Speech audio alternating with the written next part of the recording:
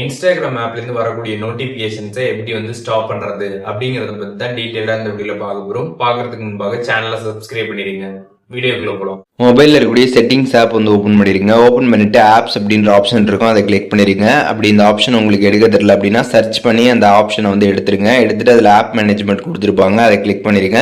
Click பண்ணிட்டு கீழே scroll பண்ணி வந்தீங்க அப்படின்னா அதில் உங்கள் ஃபோனில் இருக்கக்கூடிய எல்லா ஆப்புமே பார்த்தீங்கன்னா லிஸ்ட் அவுட் ஆகும். அதில் இன்ஸ்டாகிராம் ஆப் செலக்ட் பண்ணிடுங்க.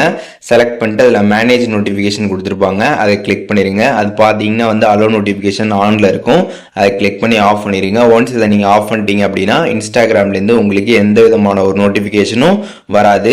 ஸோ ஏதாவது நோட்டிஃபிகேஷன் வந்திருக்கு அப்படின்னா நீங்கள் ஆப்குள்ளே போய் பார்த்தீங்கன்னா மட்டும்தான் தெரியும். மெசேஜ் வந்திருந்தாலும் மெசேஜ் ஆப்பில் தான் உள்ளார வந்திருக்கும். யாராச்சும் உங்களுக்கு லைக் போட்டிருந்தாலும் அதுவும் பார்த்தீங்கன்னா ஆப்பில் தான் வந்திருக்கும். ஸோ நீங்கள் உள்ளார போய் பார்த்தீங்கன்னா மட்டும்தான் என்ன நோட்டிஃபிகேஷன் வந்திருக்கு அப்படின்றது தெரியும். மற்றபடி உங்களுக்கு நோட்டிஃபிகேஷன் பேனலில் எந்த ஒரு நோட்டிஃபிகேஷனும் பார்த்தீங்கன்னா ஷோ ஆகாது. இந்த ஒரு ஆப்ஷனை நீங்கள் ஆஃப் பண்ணிட்டீங்க அப்படின்னா இப்போ உங்களுக்கு திருப்பியும் நோட்டிஃபிகேஷன்லாம் வரணும் அப்படின்னு நினச்சிங்க அப்படின்னா சேம் செட்டிங்ஸில் போயிட்டு இதை நீங்கள் கிளிக் பண்ணி ஆன் பண்ணிட்டீங்க அப்படின்னா அதுக்கப்புறம் நோட்டிஃபிகேஷன்ஸ் எல்லாமே பார்த்தீங்கன்னா வர ஸ்டார்ட் ஆகிடும். ஸோ இப்போது எப்படி இன்ஸ்டாகிராம் ஆப்புக்கு நோட்டிஃபிகேஷனை ஆஃப் பண்ணுறது, அதுக்கப்புறம் எப்படி ஆன் பண்ணுறது அப்படின்றதுக்கான டீட்டெயில்ஸ்லாம் தெரிஞ்சிருப்பீங்க. இதில் எதுவும் டவுட் இருந்துச்சு அப்படின்னா கமெண்ட்ஸில் மென்ஷன் பண்ணுங்கள், நான் எல்லாருக்குமே ரிப்ளை பண்ணுறேன்.